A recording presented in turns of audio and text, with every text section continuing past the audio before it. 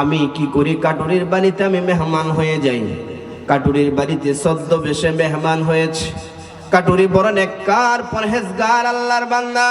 কাটুরির বাড়িতে গিয়ে বলতেছে, তুমি কি আমার মেহমানদারি করাইবা? কাটুরি তো নেককার, সে মেহমানদারি করাইতে রাজি হয়ে গেছে। বাদশা ছদ্মবেশে কাটুরির বাড়িতে মেহমান। তাকায় দেখতেছে গরুর পাল বাড়ির দিকে আসতেছে। সবগুলো গরু আসার পরে একটা গরু থেকে দুধ দহন করতেছে কাটুরি। একটা গরুর দিকে লক্ষ্য করে দেখে 30টা গরু সমপরিমাণ দুধ একটা গরু একটা গাভী থেকে দহন করলো। বাচ্চা তাকা তাকা দেখতেছে। এইবার তার দিলের মাঝে ধোঁকা শয়তান দিয়ে দিল, আমার তো এতগুলো গরুর পাল, কোথাও তেমন কোনো গরু নাই। একটা গরু থেকে 30টা গরুর দুধ দহন করা, এটা তো খামখেয়ালি কোনো কথা না। যেইভাবে হোক এই গরুটার মালিক আমাকে হওয়া লাগবে। যতই হোক যেভাবে হোক কল কৌশলে গরুর মালিক আমি হব। কিন্তু আজকে কোনো কৌশল অবলম্বন করা যাবে না, এটা ঠিকও হবে না। কিছুদিন পরে আমি আবার এই কাটুরির বাড়িতে আসব। 1 সপ্তাহ পর 7 দিন পরে কাটুরি চলে যাওয়ার পরে 7 দিন পর আবার আসছে শিকারি করার জন্য।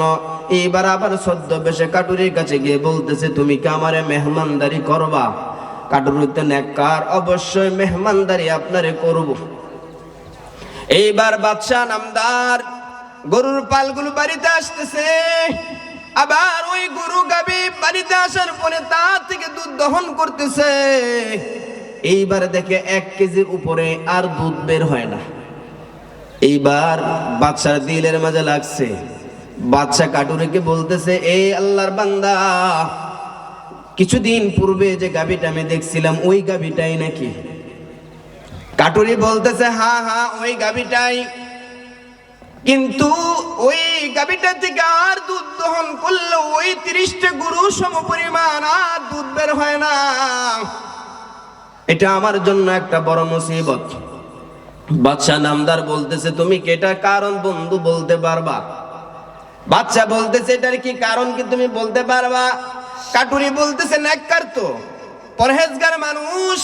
কাটুরি বলতেছে, আমার দিলের মাঝে বারবার আসতেছে আমাদের বর্তমান যে মুসলমান, যে খলিফা, যে বাদশা, হয়তো সে জুলুম করতেছে, কিন্তু ছদ্মবেশে বাদশা ওখানেই দাঁড়িয়ে আছে।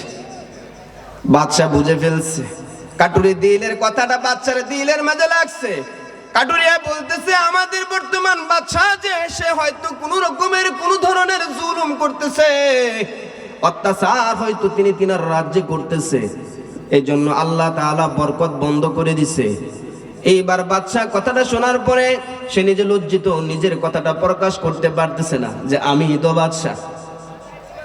এইবার সে নির্জনে চলে গেছে।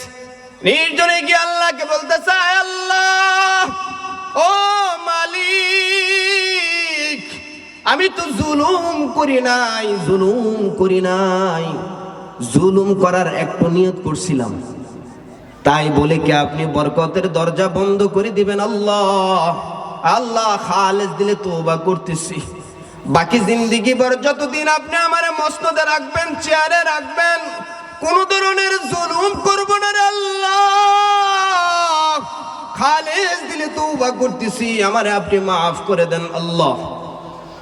দোয়া খায়ের করে পরের দিন সকালবেলা বাদশা নামদার চলে গেছে।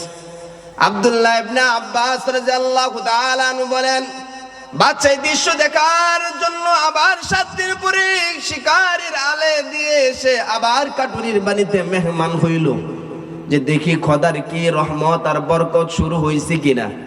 এইবার বাদশা ছদ্মবেশে আবার কাটুরিয়ার বাড়িতে আসছে, অপেক্ষা করতেছে কখন গাভীগুলো আসবে।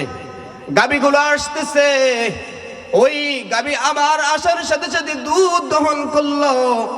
দুধ দহন করার পর এইবার দেখে তার চেয়ে বেশি পরিমাণ দুধ আল্লাহ তারে দিয়ে দিয়েছে, সুবহানাল্লাহ। এইবার বাদশা বলতেছে, কাটুরি ঘটনাটা কি? 1 সপ্তাহ আগে না আসলাম, দুধ নাই, দুধ নাই। এইবার কাটুরিয়া তো নেককার মানুষ, পরহেজগার মানুষ। কাটুরিয়া বলতেছে, আমার দিলের মাঝে আসতেছে, মনে হয় আমাদের বাচ্চা খোদার কাছে খালেস দিলে তওবা করছে। সুবহানাল্লাহ বলবেন না?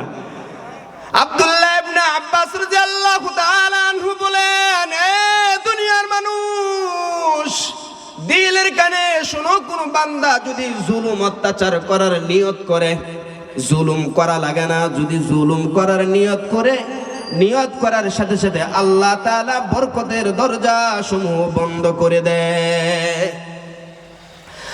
আর কোন বান্দা জুলুম করা লাগে না, যদি ইনসাফ করার নিয়ত করে যে আমি ইনসাফ কায়েম করব, কোন জুলুম করব না, কারো প্রতি কোনো অত্যাচার করব না, আমি ইনসাফ কায়েম করব, নিয়ত করার সাথে সাথে আল্লাহ তাআলা বরকতে সব দরজা সমূহ খুলে দেয়।